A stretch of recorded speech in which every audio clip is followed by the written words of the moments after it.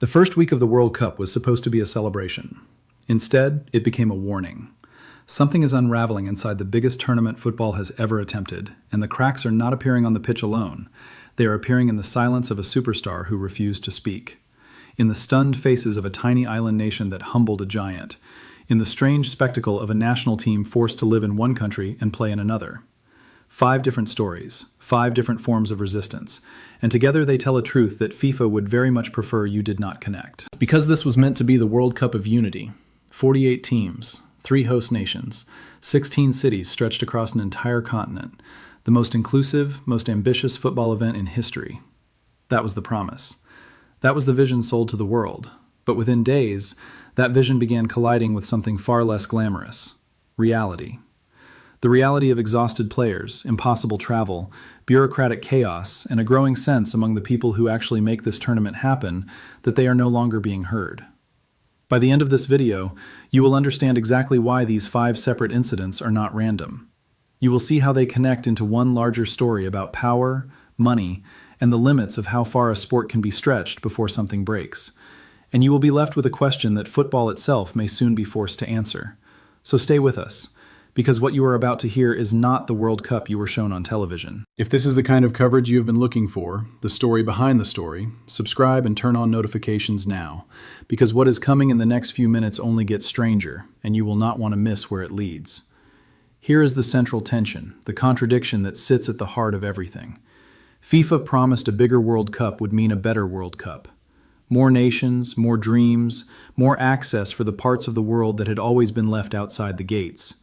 A festival of football for everyone. But what if bigger does not mean better? What if the very thing designed to make the tournament more inclusive is the thing now making it harder, more punishing, and more commercialized than ever before? That is the question. That is the fault line.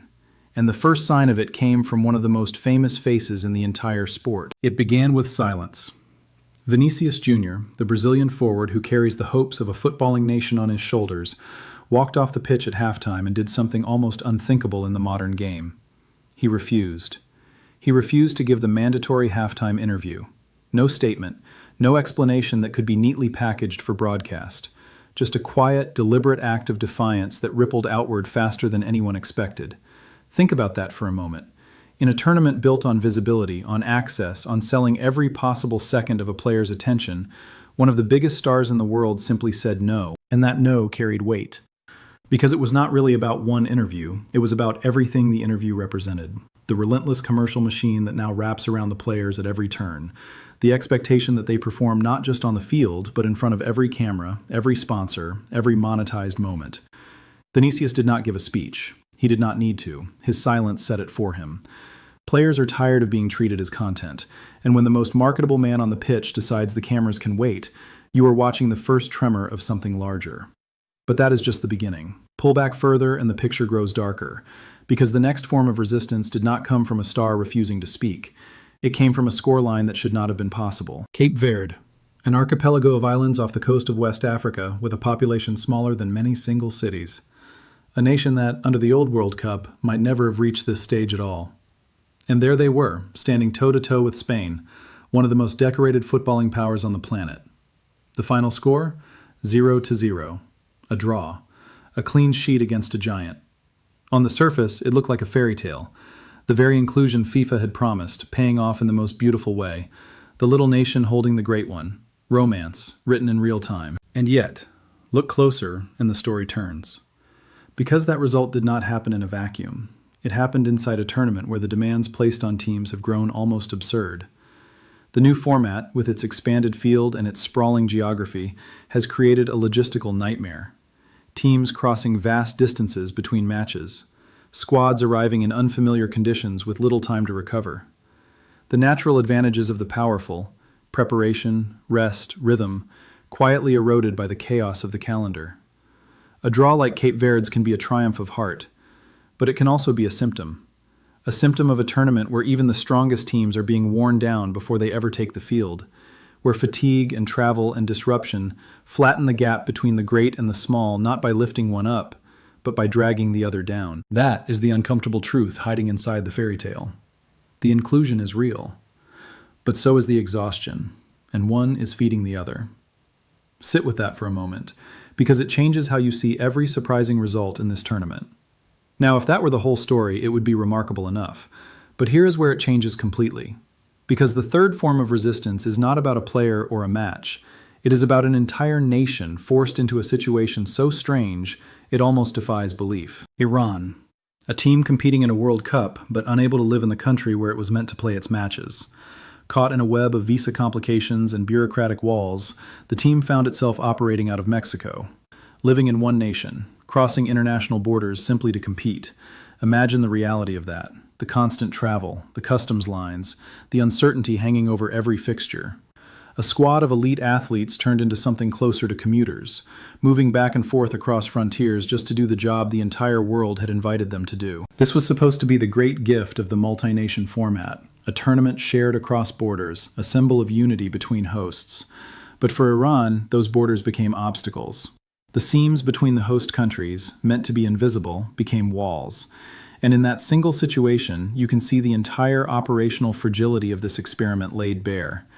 When you spread a tournament across an entire continent, you do not just spread the joy, you spread the friction, you spread the bureaucracy, you spread every weakness that a single host nation could have contained. Iran's predicament was not a glitch, it was a preview, a warning of what happens when ambition outruns logistics. And still, we are not done. Because the fourth form of resistance strikes at something even more fundamental than travel or scheduling. It strikes at the bodies of the players themselves. Heat. The simple, brutal, undeniable reality of playing football in extreme temperatures across a summer tournament spanning a continent. Players began to push back against FIFA's heat management policies, raising alarms about welfare, about safety, about the physical limits of what the human body can endure when matches are scheduled for commercial convenience rather than athletic protection. And here is the detail that cuts deepest. The cooling breaks, the moments meant to give players relief, to let them recover, to protect their health, have themselves become commercialized, turned into another slot, another opportunity, another window for the machine to sell. Think about what that means. The very pause designed to keep players safe has been absorbed into the same commercial logic that the players are protesting against. Their rest is monetized. Their recovery is branded. Even the act of cooling down in dangerous heat is no longer purely about their bodies. It is about the broadcast. And the players noticed. Of course they noticed. They are the ones standing in the heat. They are the ones whose careers, whose long-term health, whose very safety hangs in the balance. When the people most at risk start raising their voices, you are no longer looking at isolated complaints. You are looking at a pattern. Before we go any further, let me say this.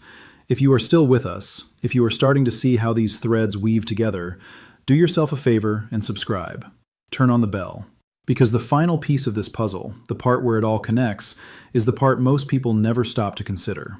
And once you see it, you cannot unsee it. So let us pull back, all the way back. Let us look at all 5 forms of resistance at once.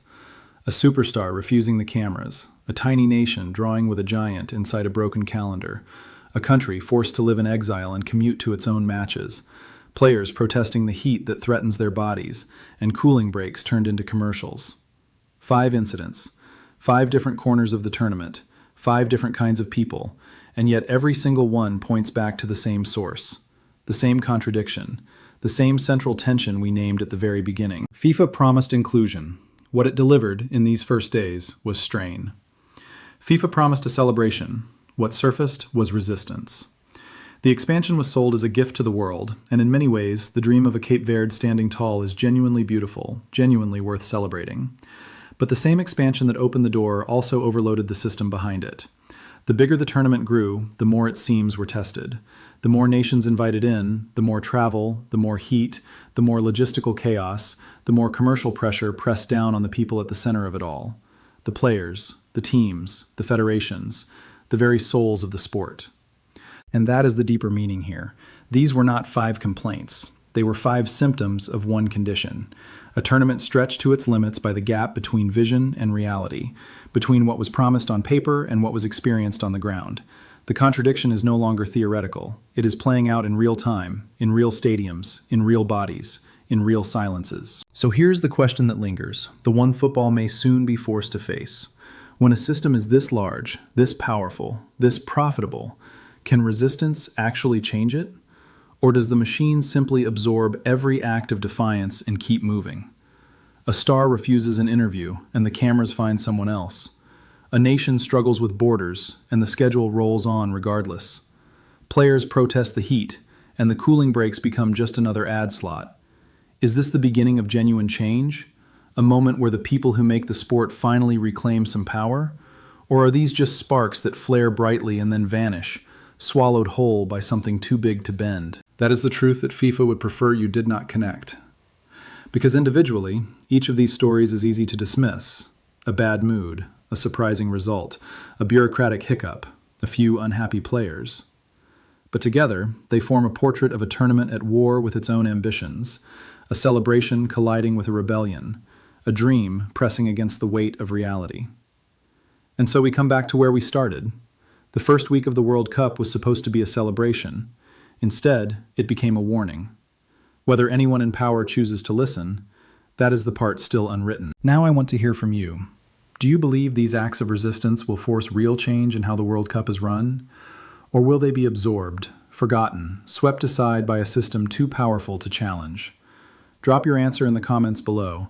Tell us which of these 5 stories struck you the hardest and why. If this breakdown gave you a new way of seeing the tournament, hit that like button, share it with someone who loves the game, and subscribe so you never miss the story behind the story. Because the matches will keep coming, the goals will be scored, the trophy will be lifted, and the world will move on, dazzled by the spectacle. But beneath that spectacle, a quieter struggle is unfolding, a struggle over who this game truly belongs to, the players or the machine, the dreamers or the deal makers. And in the end, that may be the most important match of all, the one that never appears on any scoreboard, the one whose final whistle has not yet blown.